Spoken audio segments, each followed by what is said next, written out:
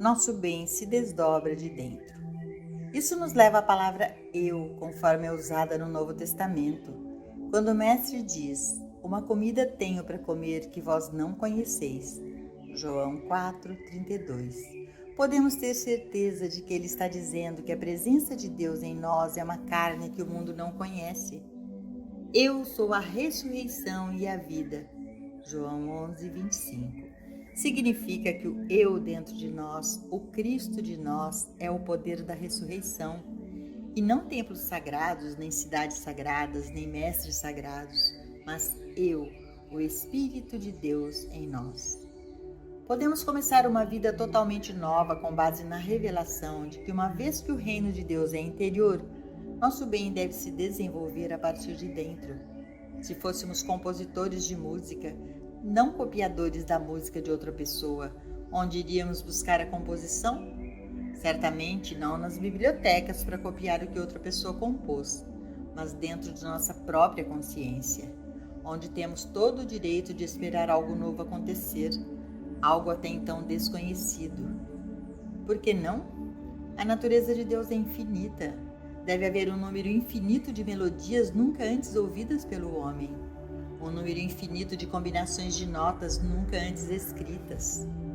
Na arquitetura dos novos edifícios de escritórios e residências, estamos testemunhando algo totalmente diferente de tudo que se pensava 30, 40 ou 50 anos atrás.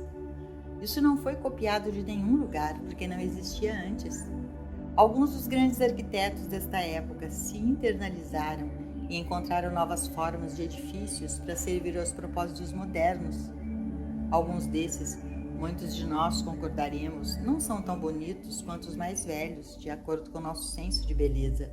Mas não temos ideia de qual será o senso de beleza daqueles que agora estão crescendo.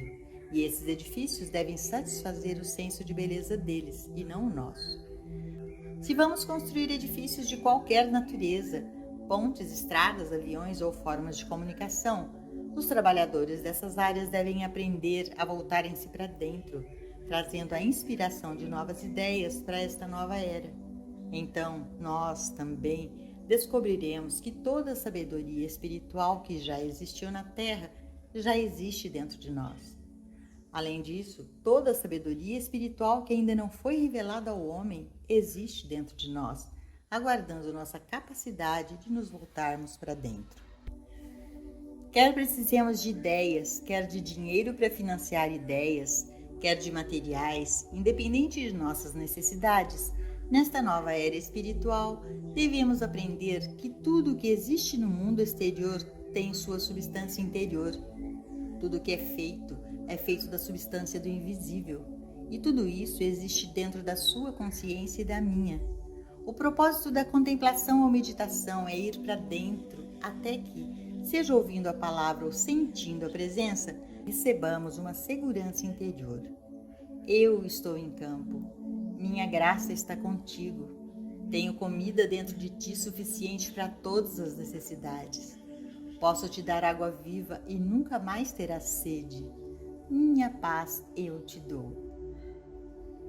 Ao recebermos essa garantia interior, nossa demonstração está completa e do lado de fora temos apenas que ser observadores e assistirmos como ocorre a realização.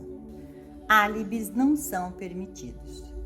Não nos retiramos do mundo para viver em mosteiros e conventos, cabanas à beira-mar ou barracos no topo das montanhas. Permanecemos no mundo, mas não somos dele. Continuamos a fazer o trabalho diário em casa, com a família ou qualquer que seja o nosso trabalho, mas com esta diferença.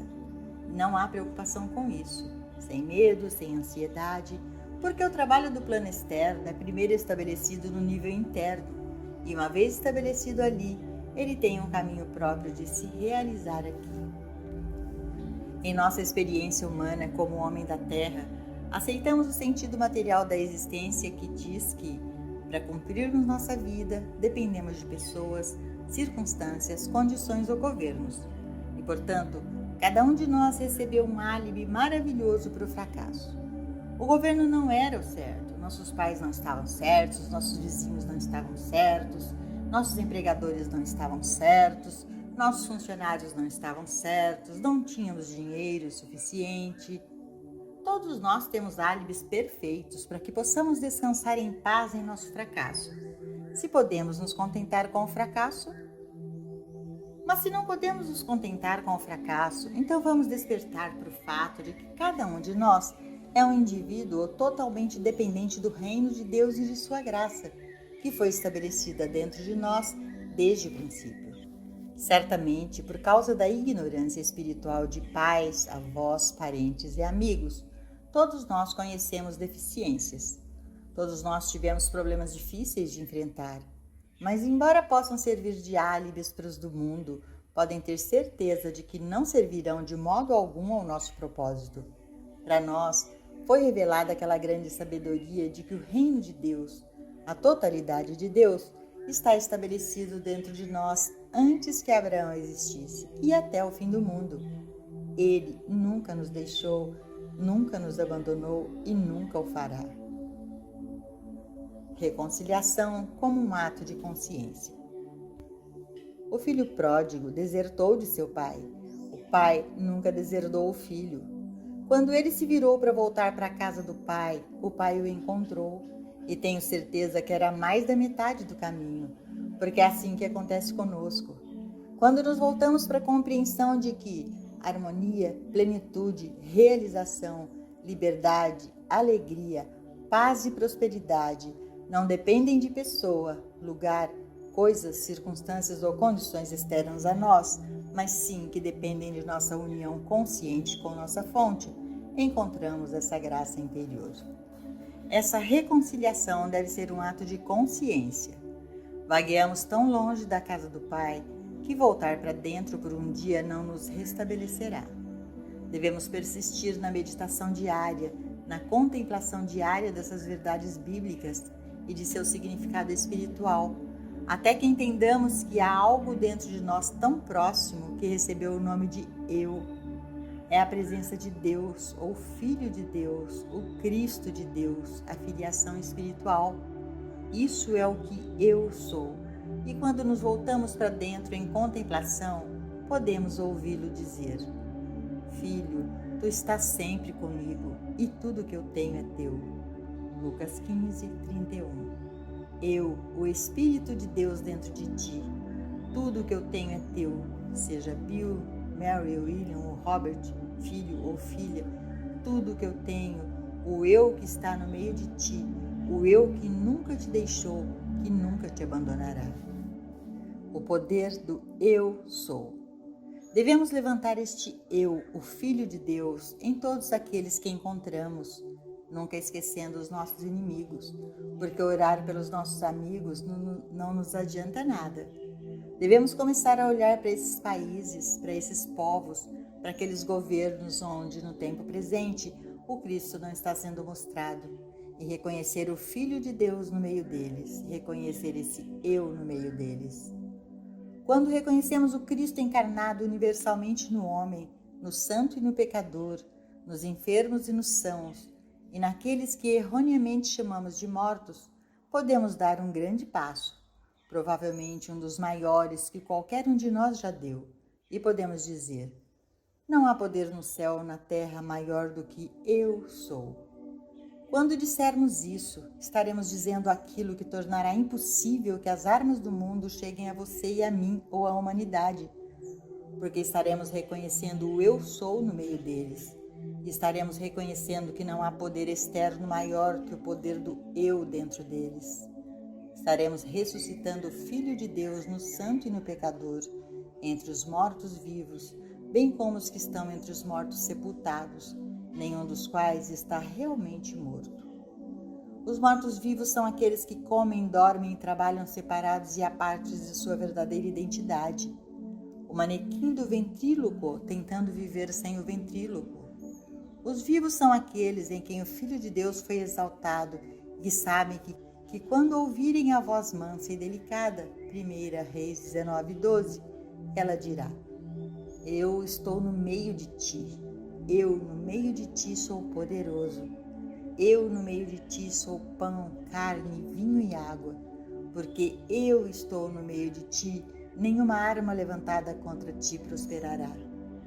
O homem cujo fôlego está em suas narinas é atingido por todas as armas que já foram conhecidas, que já foram concebidas, mas eu, o Filho de Deus, no meio de ti, sou onipotência, onipresença e onisciência.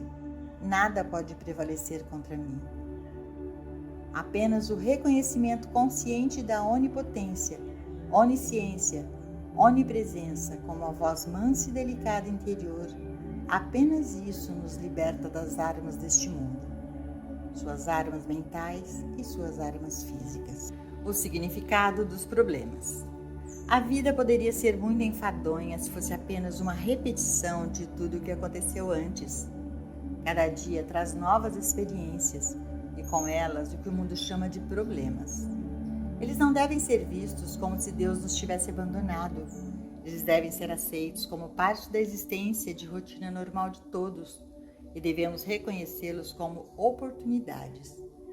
Independente do nome ou da natureza dos problemas da experiência diária, percebamos a presença, lembrando-nos de que Ele realiza o que me é designado a fazer.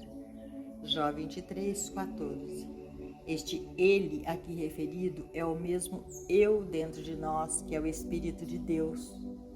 Esta passagem da Escritura foi muito mal compreendida e interpretada como significando que Deus realiza tudo o que podemos desejar ou esperar. Não há autoridade bíblica que nos permita acreditar que Deus fará o que nos agrada. Antes de podermos descansar na certeza de que temos o Espírito de Deus trabalhando conosco e por nós, vamos primeiro ter certeza de que o que deve ser feito está de acordo com a vontade de Deus, não necessariamente a nossa vontade. Nossa vontade pessoal. Deve haver um período no dia em que nos reconciliamos com Deus e no reconhecimento da vontade de Deus, renunciamos à nossa vontade ou nossos desejos. Para ter certeza de que não estamos tentando viver uma vida separada da vontade de Deus, devemos, em nossa meditação, voltar a cada dia para a casa do Pai, para a consciência interior e pedir orientação, buscando apenas fazer a vontade de Deus. Se intencionalmente ou ignorantemente você e eu nos desviamos da vontade de Deus e deixamos nosso lado humano assumir o controle, isso pode não apenas não me abençoar, mas provavelmente não irá abençoar você. Cada um de nós tem uma responsabilidade não apenas para conosco, mas também para com os membros de nossa família e vizinhos. Podemos pensar que somos uma ilha isolada, mas nenhum homem pode viver como uma ilha. Somos todos da família de Deus e, portanto, cada um de nós tem uma obrigação, e essa obrigação é amar nosso próximo como a nós mesmos. A maneira de ter certeza de que estamos fazendo isso é ter certeza de que renunciamos à nossa vontade e desejos pessoais, de modo que Deus possa nos usar, alma, mente e corpo, para que nossa presença glorifique a Deus.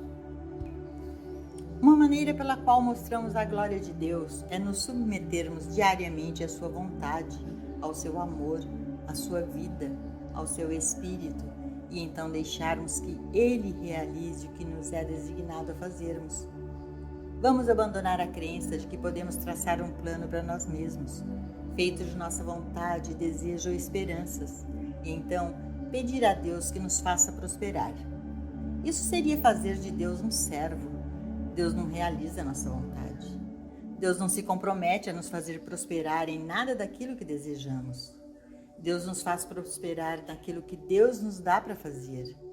Isso se torna mais claro para nós se pensarmos em Deus em termos de consciência espiritual infinita, nossa consciência individual. Então, conforme aprendemos a ouvir aquela voz mansa e delicada de nossa própria consciência, ela revela a vontade divina para nós. A vida é uma aventura. Devemos ter cuidado para não estar muito ansiosos, para estabelecer uma rotina de tudo o que imaginamos ser como viver nas nuvens. Não devemos esperar que a vida seja apenas um tempo de sol por dia, porque isso seria tão enfadonho quanto a velha ideia de ir para o céu e tocar harpa durante 8 horas por dia e depois dormir as outras 16 horas. Do ponto de vista espiritual, a vida é uma aventura e cada dia traz algo novo e diferente. Isso pode não ser verdade na experiência da pessoa mediana, porque ela geralmente deseja apenas a monotonia da mesma rotina todos os dias e muitas vezes fica chateada quando essa monotonia é perturbada.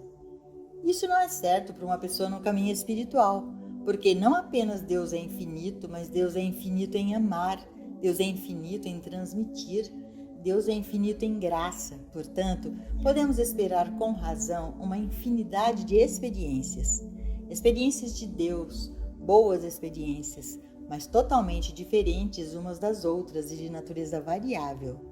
Se todos os dias nos sintonizássemos com o caminho e a vontade de Deus, certamente ficaríamos decepcionados se esperássemos que Deus se revelasse da mesma forma todos os dias, porque não será assim e nem sempre nos sentiremos elevados.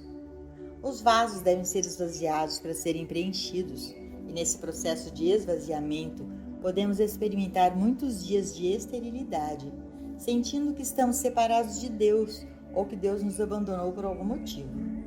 Deus nunca nos abandona. Acontece apenas que no processo de esvaziamento somos privados daquilo em que confiamos ontem.